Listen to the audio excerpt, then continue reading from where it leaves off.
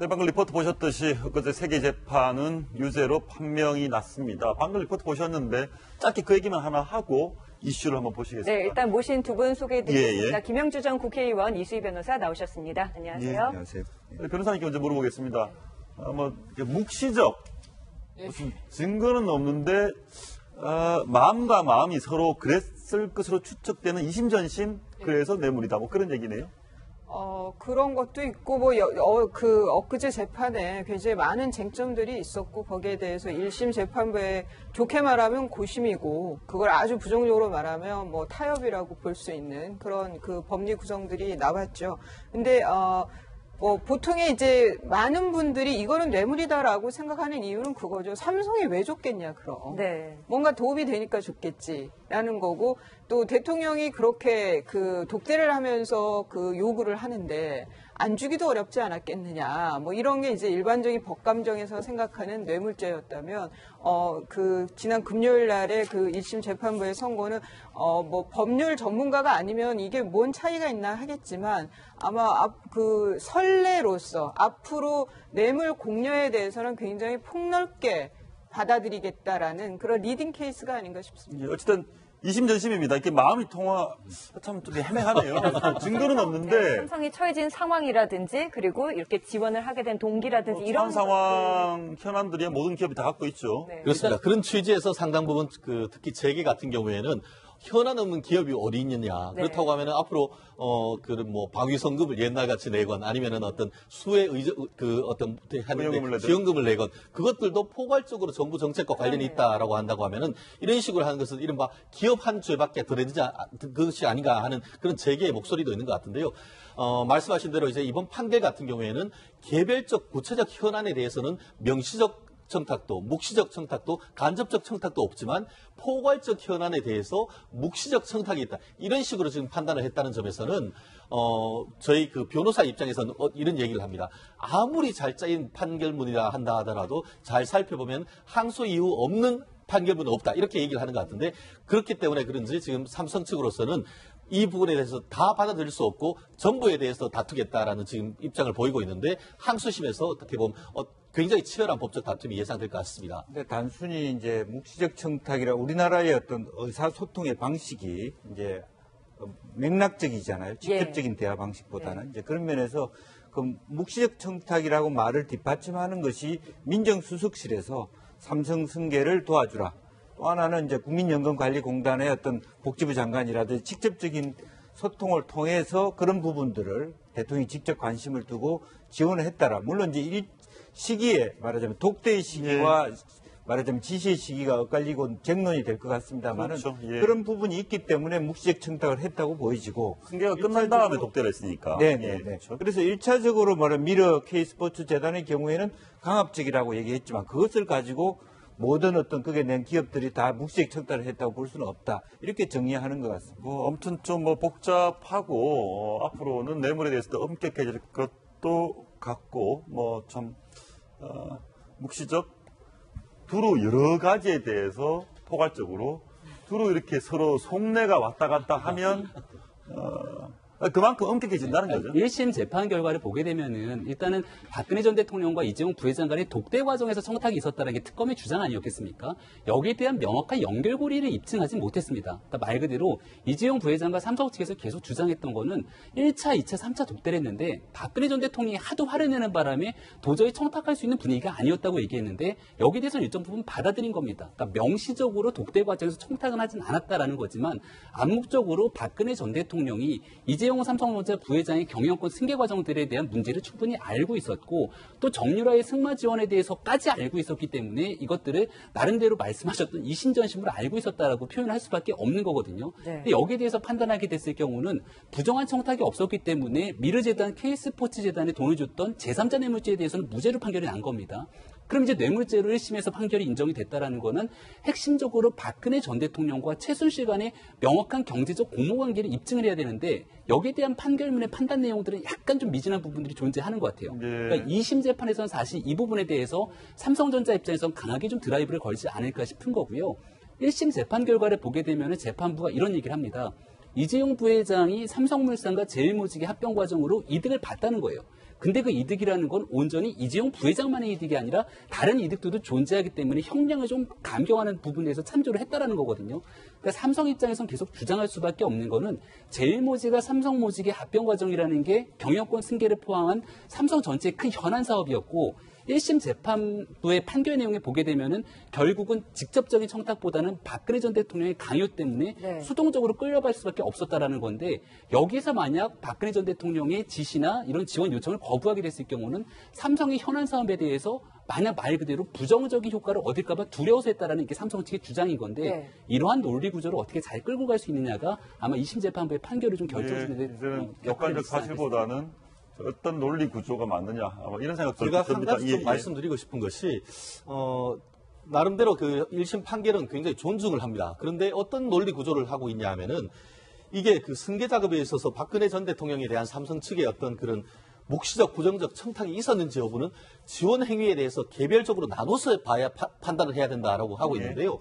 그렇다고 하면 그거를 승마 지원하고 재단, 미르 K스포츠단을 어떤 식으로 그렇게 도구 자르듯 딱 구별할 수 있는지 사실 그 부분은 상당히 의문이고 이번에 대해서는 항소심에서 충분히 다툴 여지가 있지 않나 싶습니다. 예, 알겠습니다. 이제 세계 재판 저희 준비를 해봤습니다. 이슈를 세계의 재판, 이재용 부회장 재판이 세계 재판은 맞죠. 남겨진 그들은 이 법리 논쟁을 떠나서 박근혜 대통령은 남겨져 있는 재판을 앞두고 있는데 어떤 상황일까요? 어떤 상황일 것 같습니까? 가슴을 몇 번 쳤다고 그러잖아요. 가슴을 그때 쳤다. 중간에 그 재판 중에 그 유죄 소식을 듣고. 예, 이렇습니다. 저희가 보기에는 가슴도 치고 끌적끌적 이렇게 썼다가 치우고 하는데 좀 굉장히 좀 멍한 표현으로 있을 때도 있다. 좀 굉장히 지친 상황이다. 그러니까 처음에 재판에 출석하셨을 때는 굉장히 꿋꿋한 모습을 보이셨는데 최근에는 좀 지친 듯한 모습을 많이 보이신다고요. 그렇습니다. 특히 이번 주 초 한 신문 같은 경우에는 단아한 머리가 아니고 머리가 상당히 흐트러진 그런 어떤 사진이 나오면서 박근혜 전 대통령이 굉장히 심적으로 지친 것이 아닌가 이런 추측도 나오고 있는 것 같은데요. 사실 거의 매일이다시피 지금 재판을 한다라고 하면은 안 지칠 도리는 없는 것이죠. 그리고 연세도 지금 60대 중반 정도 된다라고 하면은 그와 같은 어떤 나름대로 어려움은 충분히 이해를 하는데 더불어서 박근혜 전 대통령을 훨씬 더 지치게 만드는 것이 이번 이재용 부회장에 대한 재판이 아닌가 싶은데요. 단순한 이재용 재판에 대한 5년 실형뿐만 아니고 그 판결 내용에 보면은 박근혜 전 대통령과 이 최순실 씨가 공동지갑 이런 것을 고민할 필요도 없이 공무원인 박근혜와 비공무원인 최순실이 공모했기 때문에 이거를 공동지갑이네 경제적인 공동체네 이런 걸 볼 것도 따질 것도 없이 네. 유죄다 이렇게 판단했는 점은 사실 박근혜 전 대통령에게 아주 치명적인 불리한 그런 판단을 했다는 점에서는 상당히 지칠 수밖에 없을 것 같습니다. 두 분 법조인이시니까 그런 거 한번 물어보겠습니다. 이렇게 재판을 하루 종일 이렇게 일주일에 4번씩 이렇게 받고 죄를 피할 가능성은 별로 안 보이고 계속 그렇게 있으면 사람이 심적으로 좀 무너지나요? 어떻습니까? 무너지죠. 우선 구속될 때부터 1차로 굉장히 이제 심리적으로는 바닥을 칠 수밖에 없는 거고, 그 다음에, 정치인이기 때문에 정치적으로 지지하는 세력이 있을 때는 좀 힘을 얻을 수는 있고, 그 다음에, 정치적인 입지에 대해서 계속 이제 내가 회복할 가능성이 있다라고 하면은, 그나마 좀 버틸 수 있는데 지금 봐서는 그런 상황도 아니란 말이죠. 물론 적극 지지하는 분들이 법정에 와서 그렇긴 하지만 그 세력은 굉장히 미미한 거기 때문에 박 전 대통령 입장에서는 육체적으로나 심리적으로 너무너무 힘들 거로 보이고, 또 하나는 어느 피고인이 저렇게 일주일에 4번씩 재판받는 피고인은 없었어요. 네. 그거는 물리적으로나 일반 정말 이렇게 강력범들도 없습니까? 예, 지칠 수밖에 없죠. 너무나 방대한 양의 기록이고 하니까.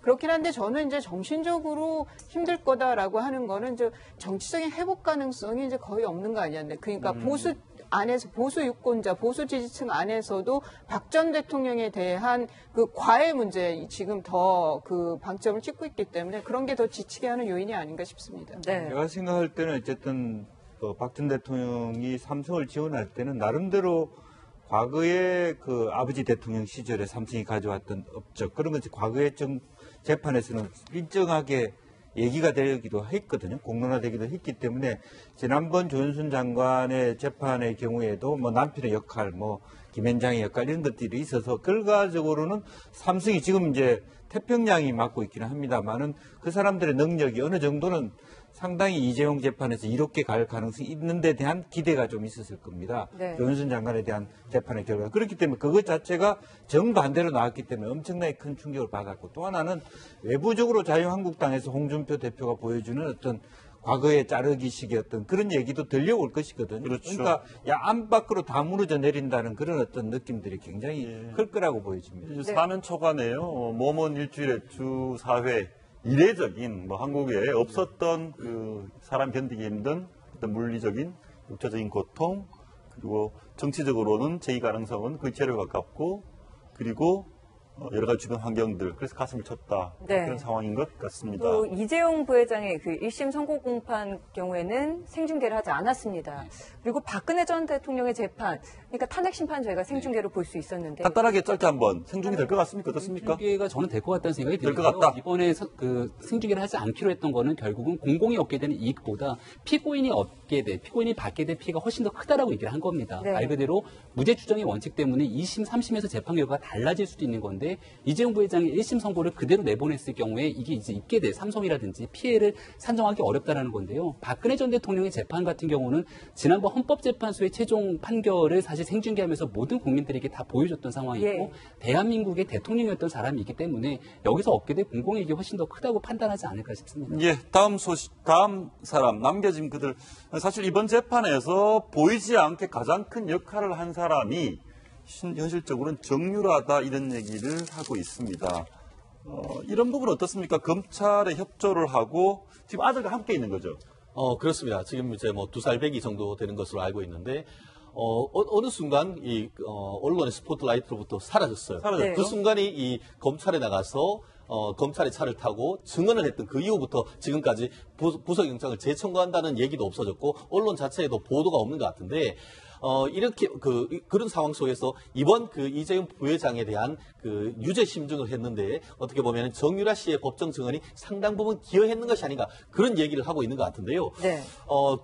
그에 더불어서 지금 그 엄마인 최순실 씨 측 그 변호인 같은 경우에는 결국 이와 같은 것을 해서 영장을 청구하지 않는 것에 대한 어떤 바기닝으로 해서 이가 돕고, 그와 같은 그 증언 자체에 대해서는 신빙성이 없다, 이렇게 얘기를 하고 있는데요. 정말 아이러니한 것은, 정말 말을 타고 말을 지원하기 위해서 가장 큰 혜택을 받은 것은 정유라인데, 그렇죠. 정유라에 대해서는 지금 어디 있는지 모른다. 이 부분에 대해서 또 많은 국민들이 의아해하는 것 예, 같습니다. 근데 지금 이제 결국 그때 검찰에 협조하던 당시에 네덜란드인가요? 아이의 보모가 아이를 더 이상 맡을 수 없다라고 얘기를 하고, 그래서 지금 결국 아이랑 같이 들어와서 아이와 함께 있는 걸로 알려져 있습니다. 그렇죠. 2차 구속영장을 청구했는데 결국 다 기각을 당했고, 좀 구속영장이 청구됐으면 불구속 상태로 가도 기소를 할 수 있을 거거든요. 과거 이제 특검이 했던 얘기 중에 하나가 국정농단의 시작과 끝은 결국 정유라라는 얘기입니다. 그러니까 최순실과 박근혜 전 대통령이 공모해서 승마 지원을 이끌어냈지만 그 과정 속에 정유라도 함께 공모했다라는 사실에 대해서는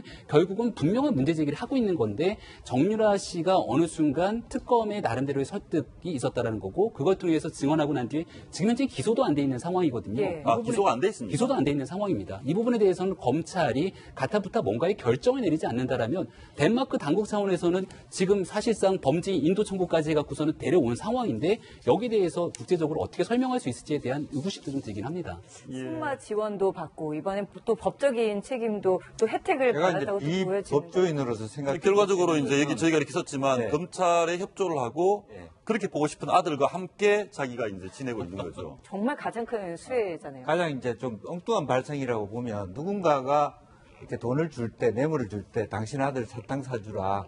그러니까 뭐 그 사탕을 사주라는 돈이면 그 아들을 집어넣어야 되느냐, 이런 논리가 있을 수 있어요.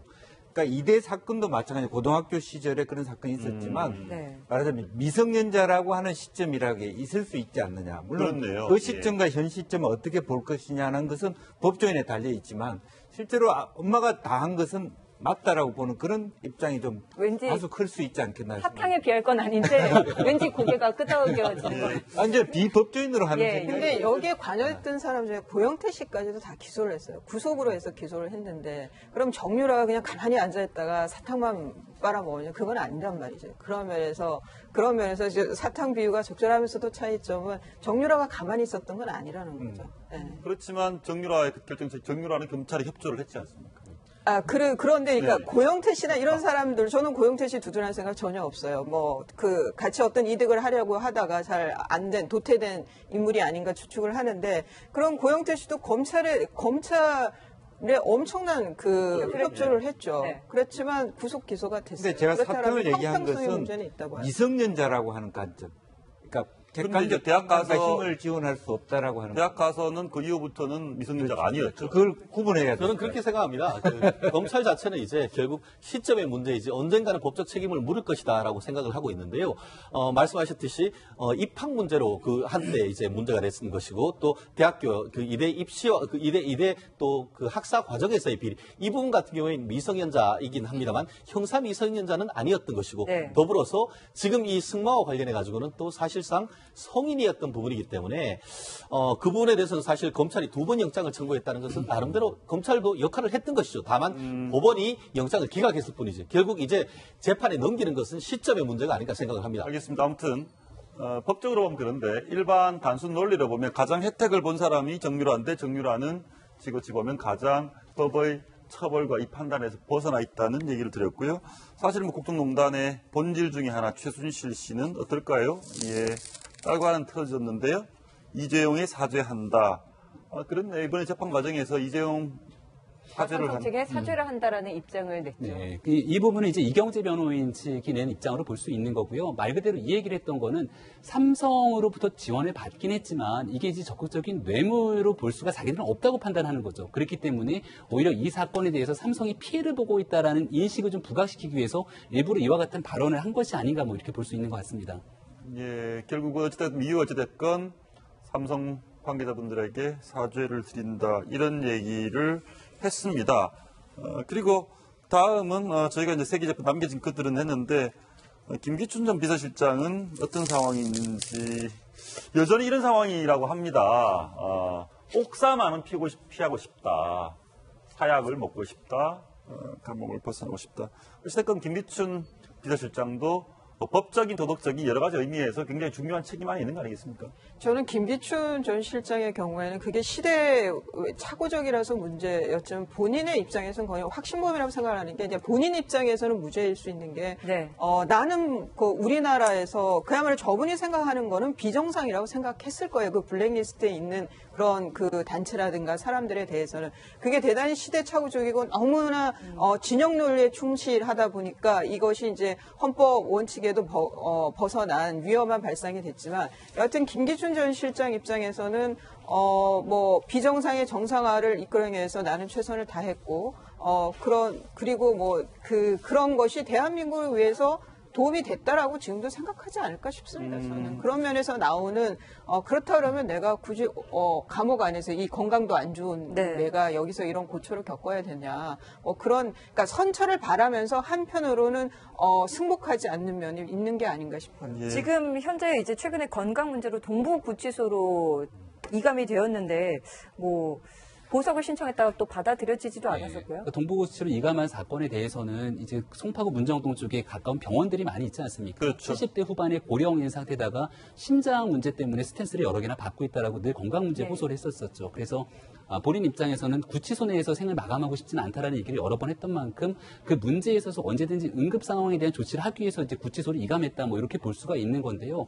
결과론적으로 징역을 지난번에 1심 재판 결과 3년을 선고받지 않았으니까 본인이 이제 항소심에서 다시 다퉈보겠다고는 하지만 여전히 본인에 대한 혐의를 이수희 변호사님께서 말씀하셨던 것처럼 다 부인하고 있는 상황이기 때문에 항소심 재판 결과가 그렇게 달라지지 않는다라면 예. 최대한 구치소의 건강을 더 신경 쓰시는 게 지금 맞는 상황이 아닌가 보이긴 합니다. 동부구치소가 구치소 중에서는 시설이 좀 좋다고 알려져 있죠. 시설이 단순히 좋은 정도가 아니고 바깥에 전망도 좋다면서요. 올 6월 달에 이제 최근에 개최했습니다. 했으니까. 그래서 네. 실제로 탄천 바로 옆에 있습니다. 지금 가든파이브 바로 길쭉 건너 있는데 바깥을 본다고 하면은 그 123층짜리 제1롯데월드가 보이고 탄천 뷰가 보이는 것인데 마음이 편하겠습니까? 참 마음이 안 구치소를 그렇게 아름답게 표현하면 어떡해요?